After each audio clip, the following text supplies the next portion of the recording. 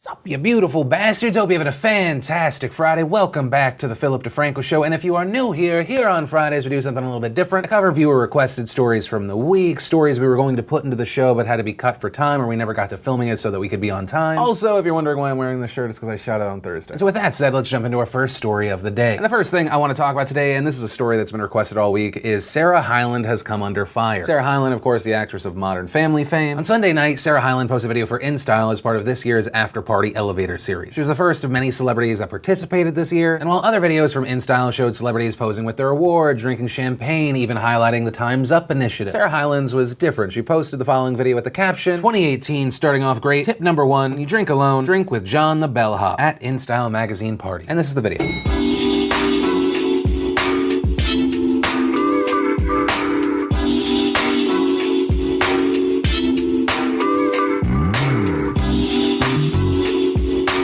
So in the video, we see Hyland drinking champagne, she's acting tipsy, she tries to leave the elevator, stumbles backwards into John the Bellhop's arm. And almost instantly, the criticism and hate was getting thrown her way. People saying it was inappropriate given the recent focus on sexual harassment. People saying that it was in poor taste because on Sunday, so many people at the Golden Globes were standing up for women being taken advantage of. To read a few. Really, in this climate, you show a young girl drunk and falling into the arms of an older man as doors close to give her no escape? Tone deaf much? Why is she allowing a man to touch her inappropriately? Is this not going against what the night stands for? But we also saw those rushing to her defense. One user asking, what about it was poor timing? It would have been inappropriate if she was dragged back into the elevator or doing something against her will. Clearly not the case. It was a cute video. People need to stop trying to make everything offensive. Others calling it harmless. Hyland's only response to the criticism thus far was a tweet where she wrote, hashtag John the Bellhop is a very nice old man, FYI, completely sober. And I will say personally, I land on the side of, this isn't really offensive. Like, I pride myself on trying to see where other people are coming from, putting myself in someone else's shoes and then viewing the situation. Like, I just went back to the video and it's amazing to me that this story has continued throughout this week getting new coverage. User Jenny Z 2013 writing, this is so trashy and I cannot believe you haven't taken it down yet. What in the world would make you think that you doing exactly what we are blamed for doing all the time would be funny? So many young women look up to you and this is what you find funny? You are not funny at all. If I was already angry in general, I could make myself furious about this video. Like if I really wanted to, I could get angry at Sarah Hyland for treating John the Bellhop like an object. This guy, who's definitely a real bellhop and not an actor, is being used like a prop. He's just trying to do his job. Sarah Hyland's using him like a bookshelf. She then steals his property and she would have gotten away with it too if she didn't stumble backwards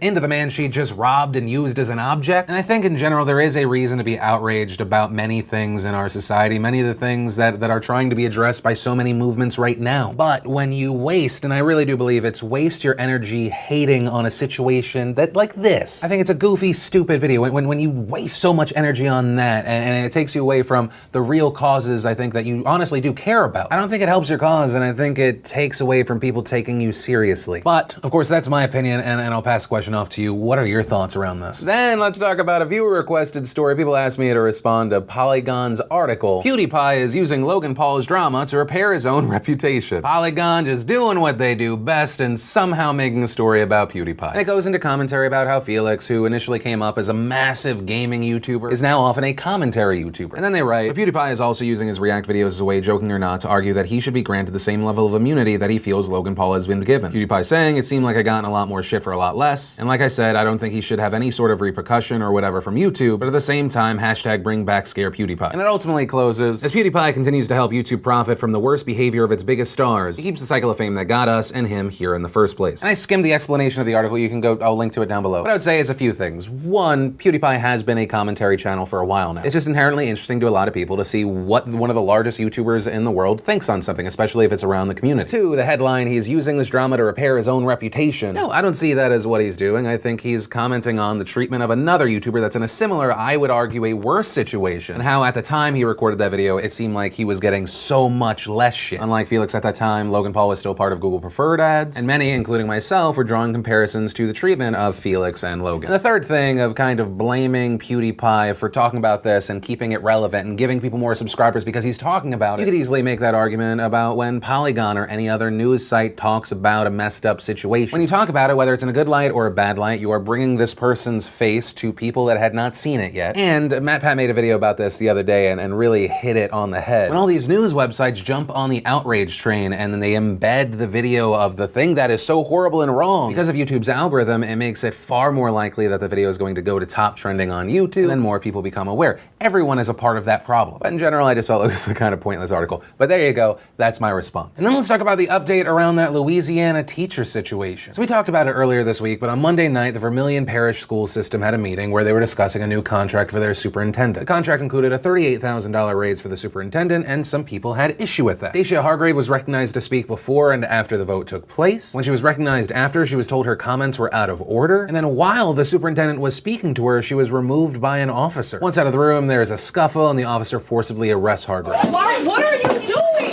What are you doing? Don't.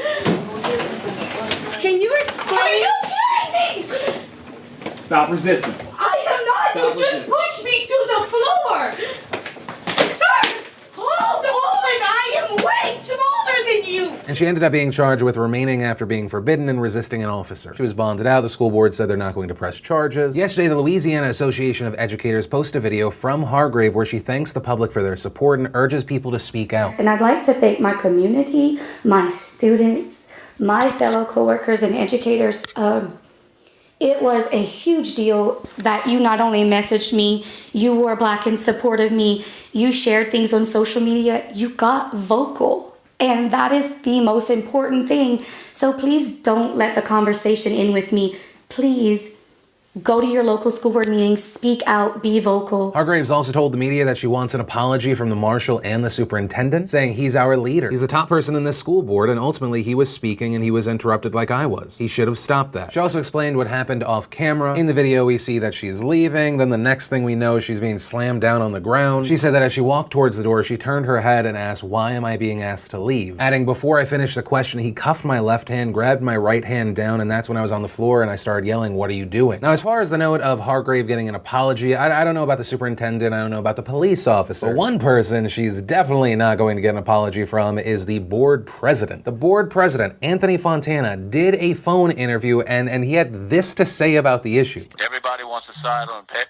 Oh, the poor little woman, she got thrown out. Well, she made a choice. She could have walked out. And nothing would have happened. Then in a separate comment, adding, she was interrupting the board meeting. She wouldn't allow that to happen in a classroom, and now she's going to pull that stunt? A board member was getting ready to speak when she cut into him. That's when the officer acted. I think he acted properly. Okay, so there are a few problems all around. One, I want to say, Anthony Fontana, you, sir, are a cunt. Oh, the poor little woman. Oh, good, someone that has power being dismissive. Two, the note of she wouldn't allow that in a classroom. I have a feeling that her middle schoolers probably wouldn't be forcibly arrested by someone. Especially three, when she was having a back and forth with someone on the board after having just been recognized. And so where we are right now, the governor of Louisiana has said this is a very unfortunate situation, saying there's going to be an investigation. Also conducting an investigation, you have the ACLU, along with the Louisiana Association of Educators. And so to Anthony Fontana and any of the other dipshits on that board that agree with Fontana, I have this to say. It's not about her being a woman, it's about there being a person trying to speak on an unjust situation. In a situation where there are many allegations of corruption. You have someone trying to be peaceful and engage in this democracy and they get shut down by law enforcement. And it's just a disgusting abuse of power. Then let's talk about Shithole Gate. Literally no one else is calling it that. I just wanted to say Shithole Gate. According to the Washington Post, Thursday in the Oval Office when lawmakers floated the idea of restoring protections for immigrations from Haiti, El Salvador, and African countries, this is part of a bipartisan immigration deal. Trump reportedly said, according to multiple sources, why are we having all these people from shithole countries come here? Trump then suggesting that the United States should instead bring more people from countries like Norway, whose prime minister he met with on Wednesday. The president then suggesting he would be open to more immigrants from Asian countries because they help the United States economically. Then saying, why do we need more Haitians? Take them out. The Associated Press also reported on this. And soon after, the White House responded to this report saying, certain Washington politicians choose to fight for foreign countries. President Trump will always fight for the American people. The president will only accept an immigration deal that adequately addresses the visa lottery system and chain migration, two programs that hurt our economy and allow terrorists into our country. And then there's some more stuff, but none of it's denying the comment. And the statement goes on, but if you paid attention, at no point do they say the president of the United States did not say this. They don't, and the fact is, most people that heard this news went,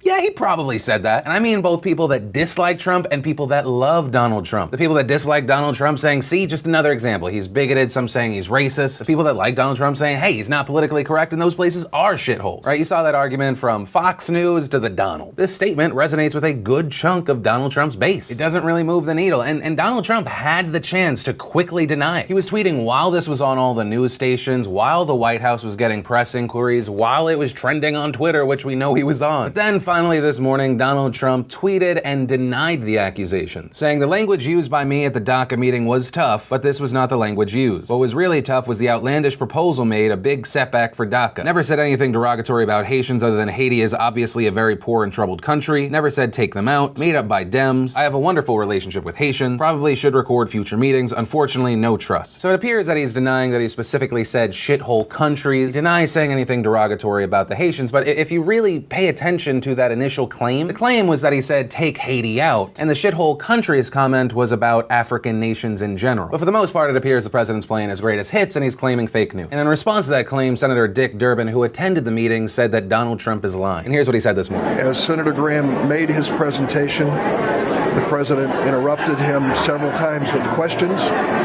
and in the course of his comments, said things which were hate-filled, vile, and racist. To no surprise, the president started tweeting this morning denying that he used those words.